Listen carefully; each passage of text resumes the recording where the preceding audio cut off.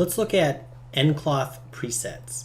So I'm going to go to Create, Polygon Primitives, Sphere, and kind of up to this point, everything that we've been doing with nCloth has been paper thin, whether it's a leaf or a flag or just kind of a curtain.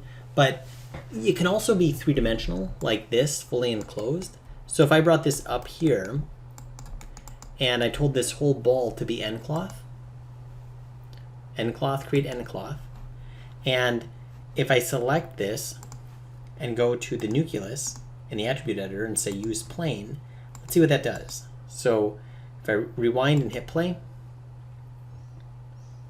okay, there we go. So I've got kind of this ball that is not very fun to play with, right? Just kind of deflates like that. So I can select this ball, and in the cloth part of the ball, so if I select the ball on the cloth shape tab, I can choose and adjust all of these these settings here. The mass of it, the stretch resistance, the compression resistance, and all of this stuff, okay? Or I could go here and I go to a preset, and it gives us kind of starting points of different things that people have done. For example, if I go to honey and go to replace, it's kind of cool. It tells us what they did to it here, and someone went through and kind of changed some sliders to try to get it to act like honey as best they could. And you can see how different that falls and kind of responds. And maybe if I did this, if I go to create polygon cube, I could make something that it could kind of collide with, like this. And if I wanted to see how that collides, or to have it collide, I would have to go here and create a passive collider. So now if I hit play, okay, very cool. And if I wanted it to be something else, I could just go here to preset, and I could say maybe lava.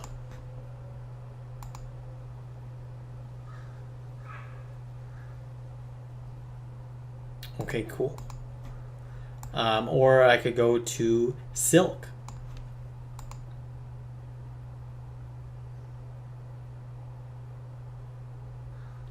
And I'm going to give myself like maybe 500 frames.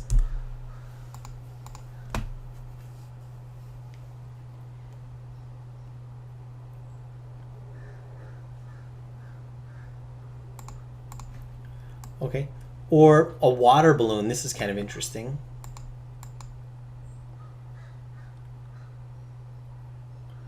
Okay, very cool. And believe it or not, it might not fall exactly the same way every time. So if I rewind and hit play,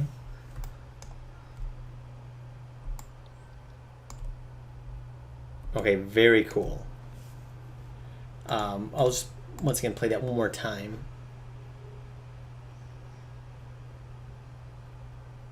Nice. Or I could go in here and do a water volume. This is interesting as well.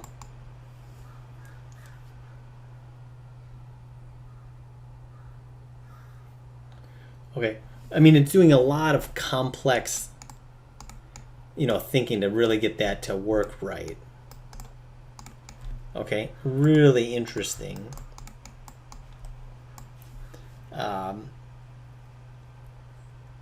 Maybe a beach ball. Let's see what that does.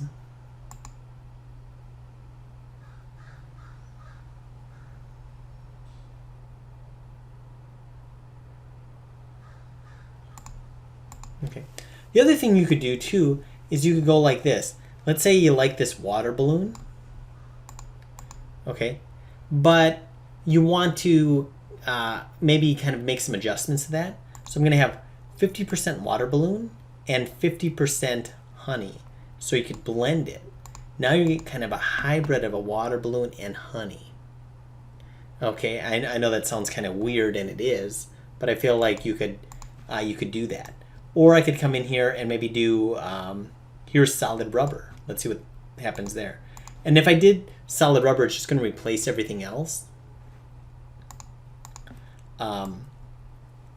And or I could do a putty is kind of cool. Okay, and if you don't like the results you're getting, once again, you could set all of these sliders. That's just how those presets kind of came about. So really kind of cool and powerful, this idea of presets. So let's say if you had a character that had a shirt on, you could select the shirt, go here to preset, and then set it to t-shirt. Or if it was a silk shirt, you could set it to silk. Okay, so you get the idea there that this, once again, this can be a very helpful thing that you could kind of work with.